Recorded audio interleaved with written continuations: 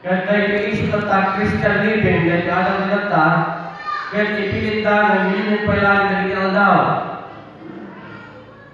Masapul na kastilaan ka rin din.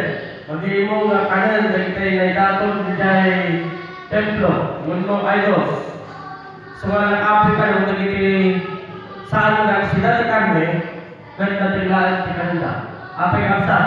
Ta, amoy di Roman, ano ni templo na ita, ano ni idols. Tasakpan ilang ko na di market, nagduman, nayakang ni jay idols na. So ngayon, mapan di market na ita, mayapan di market na ita kane, naman yung pengar di kalako, inyong pertunay ni idols.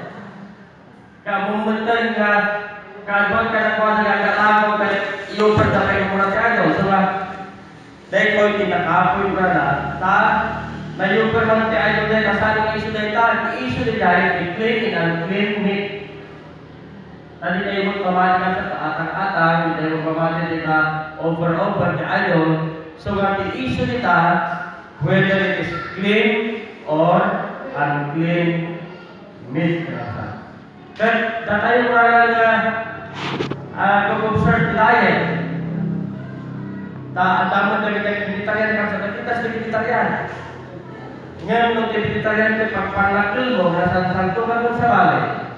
Kaya naging sila ti karne kailangan kapsa temptation. Dan direksyon tayo tadulat dyan. Naging yun ko mangpunta kapsa. So parang dulat dyan ko na. No, kaya po ang reforma di diet mo karena it should be God-centered. So glorify God. You observe the proper diet because you want to glorify God. That's the main reason kasa. Manjakan sila di kastuin at kahit mo dayawin na po. Manjakan sila di kastuin at nasa salunada. At makapagserbiya. Ngayon mo, saan kag sila di kardin? Nadalos ito niya karne, luwag, baka, mabalimot, may palubos man.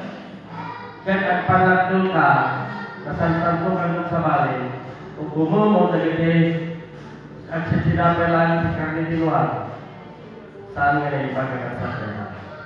No, kaya naman reforma just before we yourself with God to glorify Him and to be more healthy. Kaya nagpalitan ka ang dahil nasa. Tado ang kuntilang ka, ang isang na nakikita ang kuntilang ka, damay sa kapag